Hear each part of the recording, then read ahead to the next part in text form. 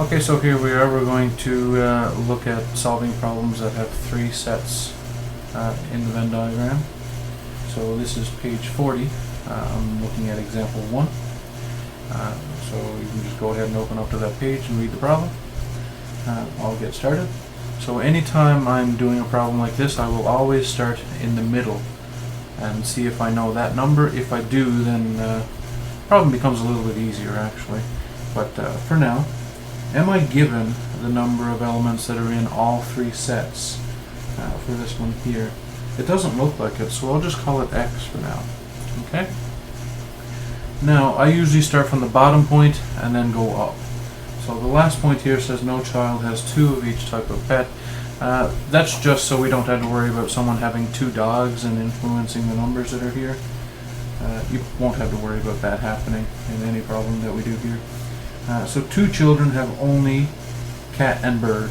So be careful about that. That really means those are 2 children that have a cat and a bird, but not a dog. So I've got cat and bird, so B and C, but not D. So it tells me that the 2 is the number of elements inside this little partition right here. Next point, 3 children have only a dog and a bird. So that's dog and bird, but not cat. So dog and bird, but not cat, would actually be right here, and I've got 3 people. Then I'm told that 4 people have only dog and cat.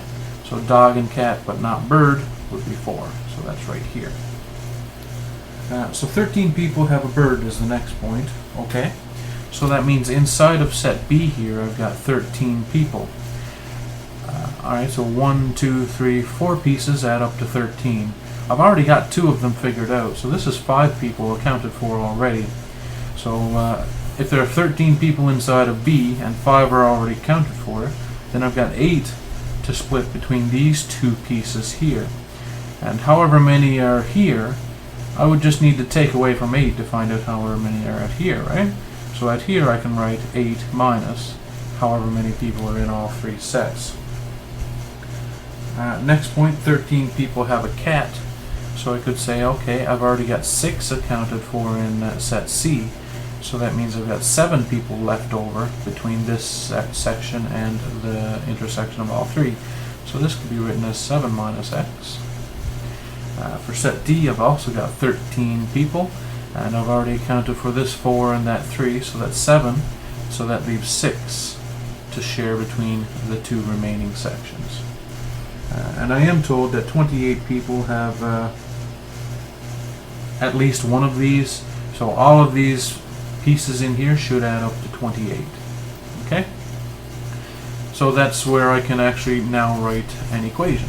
So I can say, alright, I've got, try to keep that in view a little bit. So I can start with the first piece here, so 8 minus X is my first piece. The next piece would be 3, so plus 3.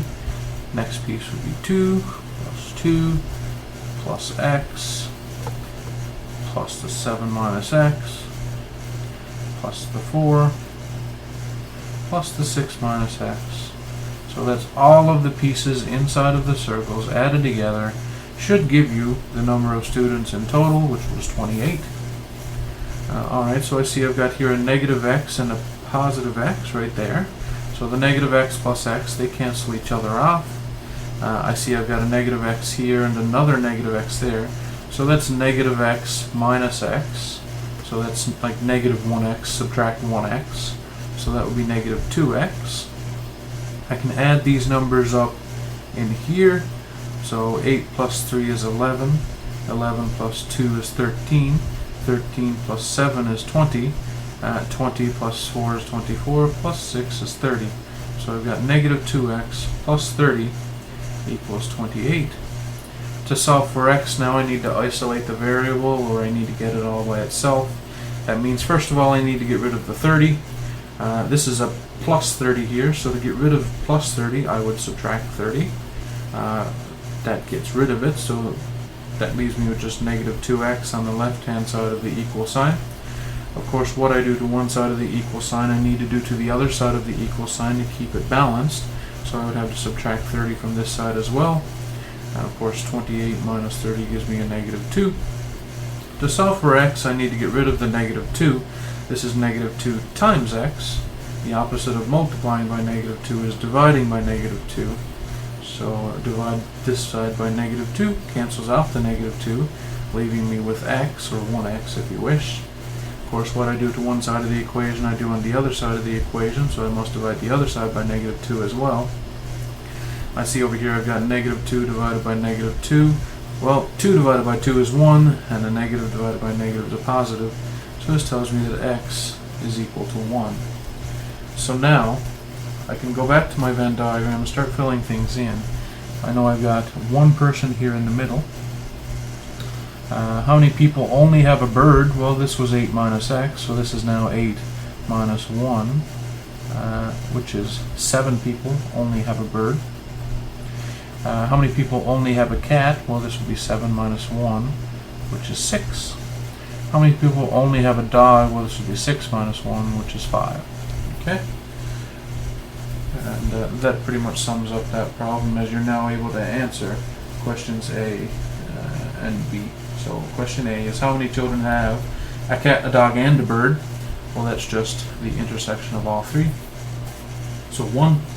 How many children have only one pet?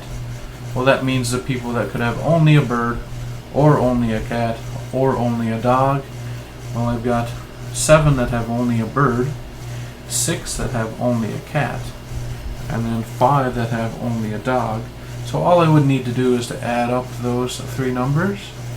So I could see that for part B, my answer would be 7 plus 6 plus 5, which 5 plus 6 is 11, plus 7 is 18. Okay? Of course, A, the answer was 1. Alright, so that sums up that example there.